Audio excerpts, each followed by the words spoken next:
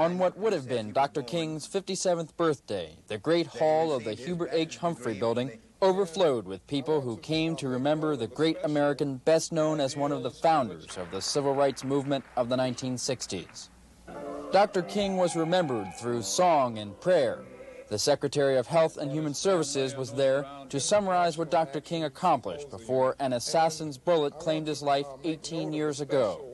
The ideals for which he stood and the ideals for which he prayed motivated millions of Americans to join his nonviolent movement that shattered segregation. The keynote speaker, Dexter Scott King, was the fourth and youngest son of Dr. King. In an emotional speech, he recognized the significance of the new holiday and of the man, his father, in whose honor it was created. For the first time in the history of this great nation, we are honoring a peacemaker, a designer, and a messenger of nonviolence, a drum major for justice, love, and righteousness, who was a native son of America and who began his career as a civil rights leader in Montgomery, Alabama. Under his leadership, nonviolent protest brought about the greatest social change in the history of this country. His leadership lifted a heavy burden from this country. Where others preached hatred, he preached and taught the principles of love, nonviolence, and a patriotic commitment to making democracy work for all Americans. It wasn't until January of 1982, after years of trying to have a holiday set aside for Dr. King, that his widow, Coretta Scott, and other civil rights leaders succeeded in persuading the Congress to pass the legislation creating the special day. It should be a day, however, not marked by commercialism, but rather by a simple remembrance of his life's work. I think that the greatest gift that we could give him would be a gift of love, a gift of peace, a gift of unity, a day when we should all reflect on the teachings that he so frequently talked about. In Washington, John Myers, America Today.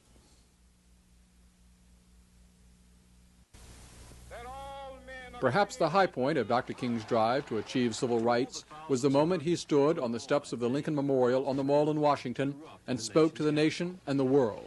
I have a dream that one day this nation will rise up and live out the true meaning of its creed. We hold these truths to be self-evident, that all men are created equal. 22 years later, officials of the National Park Service, which administers the Lincoln Memorial, have commemorated that special day with a wreath-laying ceremony honoring the slain civil rights leader. Director of the Park Service, William Mott, said there'd be other special tributes to Dr. King. Each of the 337 sites that comprise America's 80 million acre network of national parks will offer the visiting public this week a special exhibition commemorating the contributions of Dr. King, sensitizing our society toward mutual understanding and respect, freedom and justice, love and peace. This occasion is appropriate, a day for our nation to reach out and pay tribute to a man who awakened the best qualities of the American spirit. From an empty podium, the words of Dr. King were repeated with a message that still stirred the onlookers at the ceremony. When we allow freedom ring, when we let it ring from every village and every hamlet, from every state and every city, we will be able to speed up that day when all of God's children, black men and white men, Jews and Gentiles, Protestants and Catholics, will be able to join hands and sing in the words of the old Negro spiritual, free at last, thank God Almighty, we are free at last.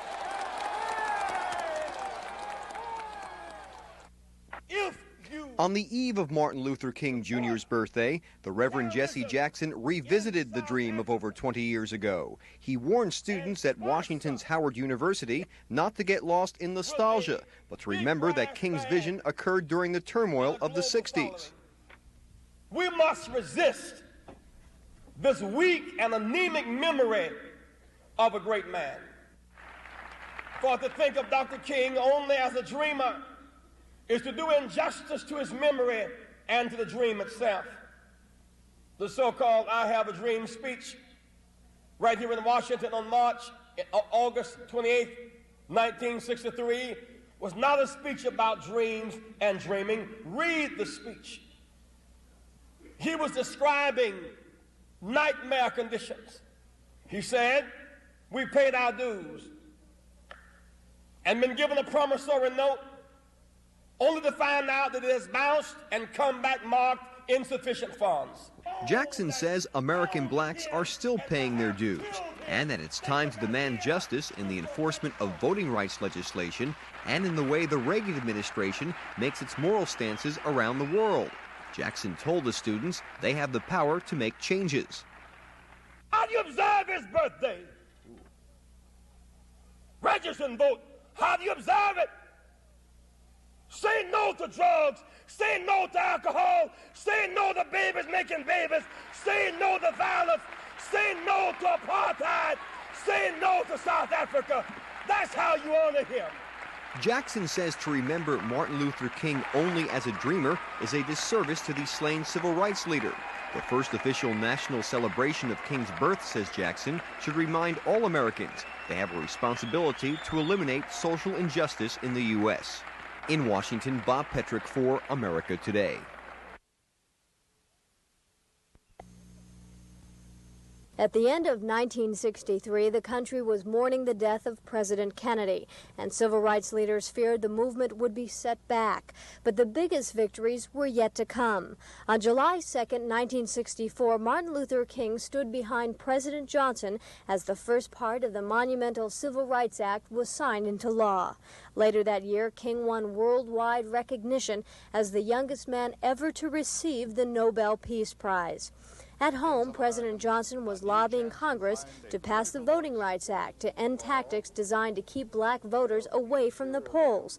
And in Alabama, King led a 5-day march from Selma to Montgomery to press the voting rights cause with Governor Wallace. By the end of the summer of 1965, President Johnson signed the Voting Rights Act into law. These were triumphant days for black leaders, but tragedy was just around the corner. In February of 1968, black sanitation workers went on strike to protest unfair treatment by the city. They called for an all-out work stoppage, and King was there to lead the demonstration. But mixed in the group were black militants who started rioting and looting. In the violence that followed, a 16-year-old boy was killed. Many were hurt, and nearly 300 were arrested. King was shaken by the events. He was receiving death threats, and friends said he knew the end was near. And I've seen the promised land. I may not get there with you, but I want you to know tonight that we as a people will get to the promised land.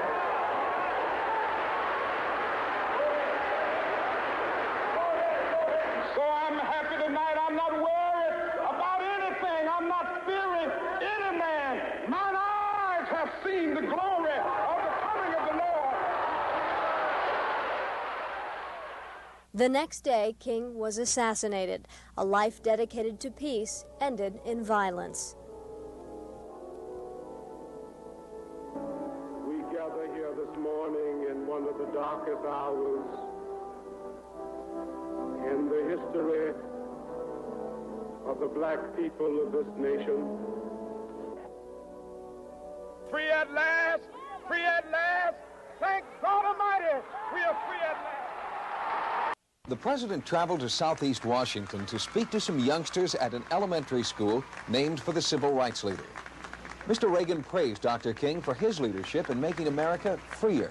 Martin Luther King Jr. was right to insist that the civil rights movement be non-violent, and he was brave. Your teachers won't approve of my using the word I'm going to use now, but I have to. It's the best word for it. It takes a lot of guts not to hit back when someone is hitting you, and he had that kind of guts. He was a great man who wrested justice from the heart of a great country, And he succeeded because that great country had a heart to be seized. Martin Luther King Jr. really helped make our nation freer. It's not a perfect place. We still have a long way to go. There's unfinished business, and we can't rest until all prejudice is gone forever. The president told the students the nation is different and better because of Dr. Martin Luther King. Our country is different because Martin Luther King Jr. made it better by the way he lived his life. And that's why Dr. King's birthday is now a national holiday for everyone in the country, because his contributions benefited all Americans.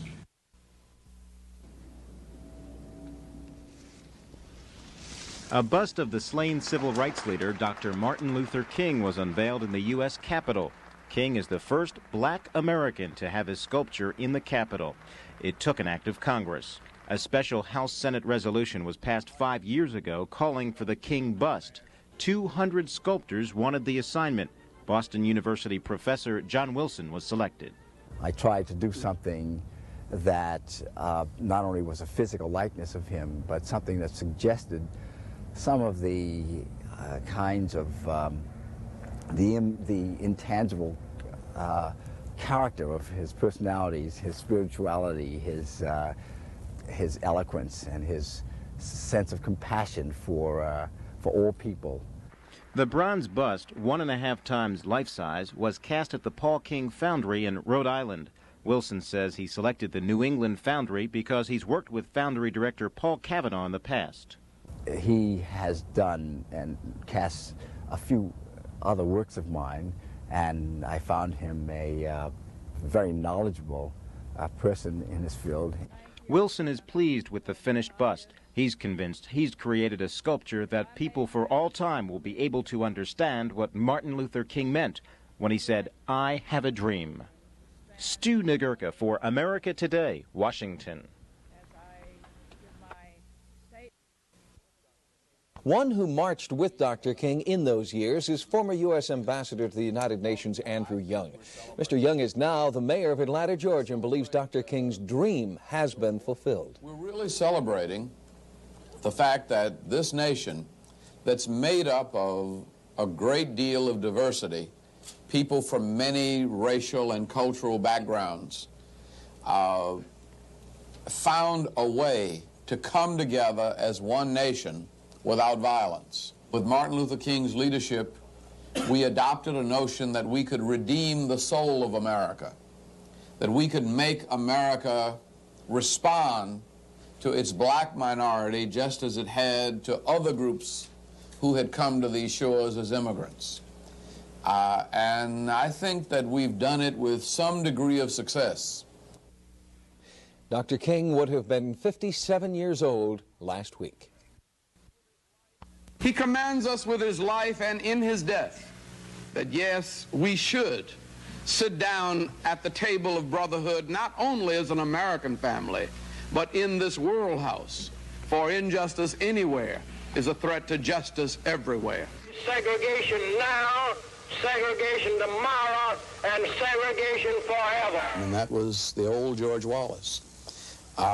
It kind of turned loose a reign of terror on people. And we felt that the only way you ended that reign of terror was to get a political system that was responsive to the citizens of a community.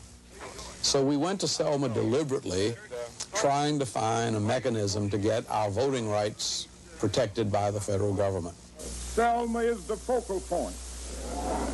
Selma is the heart of the Black Belt. Selma is a symbol of the resistance to the right to vote. And for that reason, I will have to be here to march with you tomorrow morning in Selma. We've had in our area here outside agitation groups of all levels. We've had Martin Luther King, Martin Luther King. 20 years ago, I was a very young white man, 34 years old, and I was possibly what you would call a redneck that had come from a poor background, and I had fought the white structure, the old South, to get elected. And then all of a sudden, this whole thing hit Selma, the black movement, the Voting Rights Act, and I was thoroughly disgusted with it. Smitherman was a young mayor then who had very little influence. It was almost as though he'd been elected to kind of give a good image to the city. But the city was really run by Jim Clark. The Board of Registrars is not in session this afternoon, as you were informed beforehand. You came down to make a mockery out of this courthouse, and we're not going to have it. Under Alabama law, the sheriff is the highest elected official in a county. He even is higher than our police department. And the governor even had to take a lot of mess off of Clark because it was popular what he was doing in those days. He symbolized the old plantation slave master. I mean, it was his role and his conviction that you just had to beat some sense into these niggas.